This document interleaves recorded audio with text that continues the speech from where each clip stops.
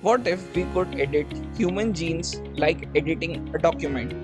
Delete the gene causing cancer, add the gene for disease resistant, correct the mutation causing blindness. For thousands of years, we have been helpless against genetic diseases. But in the last decade, that changed. CRISPR is a tool so powerful, so precise, and so accessible that it's reshaping medicine, agriculture, and what it means to be human. Today, we are breaking down how CRISPR works and why scientists say it is the most important medical breakthrough of our generation. Before we understand CRISPR, let's understand what genes actually are. Your entire body is made of cells. Inside each cell is DNA, the instruction manual for life. DNA is like a massive cookbook with 3 billion recipes. Each recipe is a gene. Each gene tells your cells how to make a protein. Proteins do everything in your body. They build muscle, they create enzymes that digest food, they form your immune system, they determine your eye color, they affect your intelligence. Now, here's the key insight. Sometimes genes have mistakes, a mutation, a typo in the recipe. This typo might cause sickle cell disease, cystic fibrosis, hemophilia, certain cancers. For millennia, these genetic diseases were a death sentence or a lifetime of suffering. We could diagnose them, we could manage the symptoms, but we couldn't fix them. Until CRISPR changed everything. CRISPR stands for Clustered Regularly Interspaced Short Palindromic Repeats. Terrible name, but brilliant tool. Here's what CRISPR is. It's a pair of molecular scissors that can cut DNA with incredible precision. But where did it come from? CRISPR is actually borrowed from bacteria. Bacteria have enemies, viruses that try to infect them. When a virus attacks a bacterium, the bacterium fights back by creating a weapon. This weapon finds the viral DNA, cuts it, and disables the virus.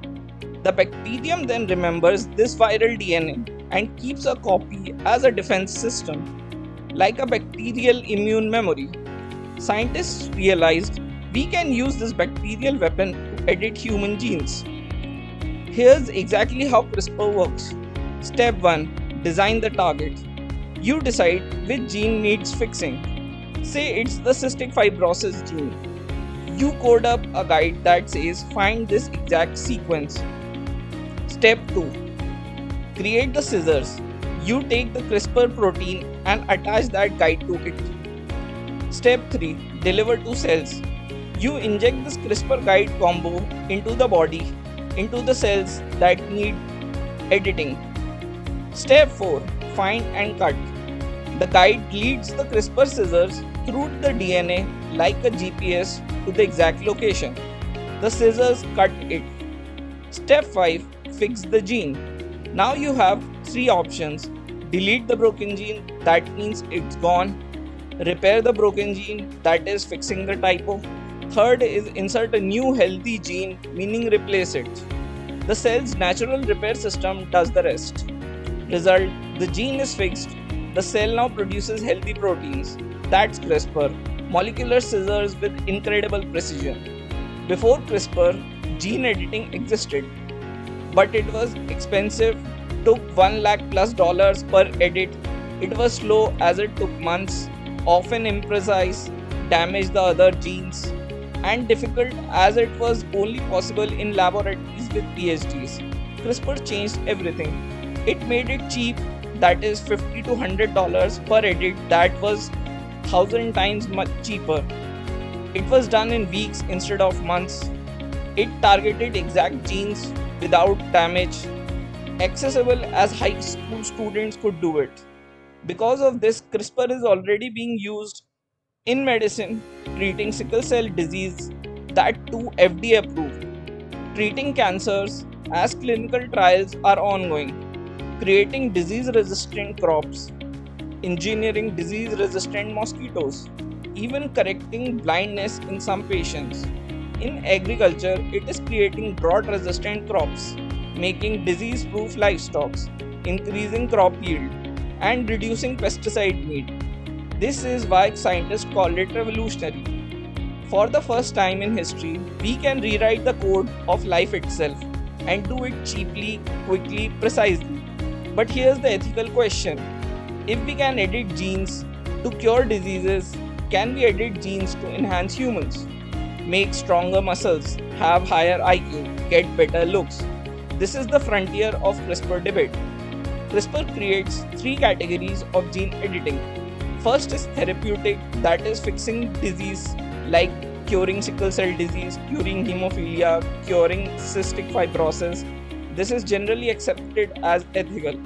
Second, improving normal traits, making muscles strong, increasing intelligence, improving looks. This is highly controversial.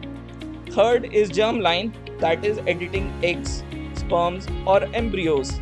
This creates heritable changes. It affects all future generations and is the most controversial of all. Thus, it is banned in most countries. The key ethical question is, where do we draw the line? Most agree on fixing diseases, but are we okay with enhancement of normal traits? That's where debate happens. China's He Jinghui created the first gene edited babies for HIV resistance in 2018. The global science community condemned it. He was imprisoned. Why the outrage? Because once you edit an embryo, those changes pass to all future offsprings. You are changing the human species without consent. This is why most countries are creating regulations. Therapeutic use is allowed and encouraged. Enhancement is restricted or banned. And germline editing is banned or heavily regulated. The science is here. The ethics are still being written.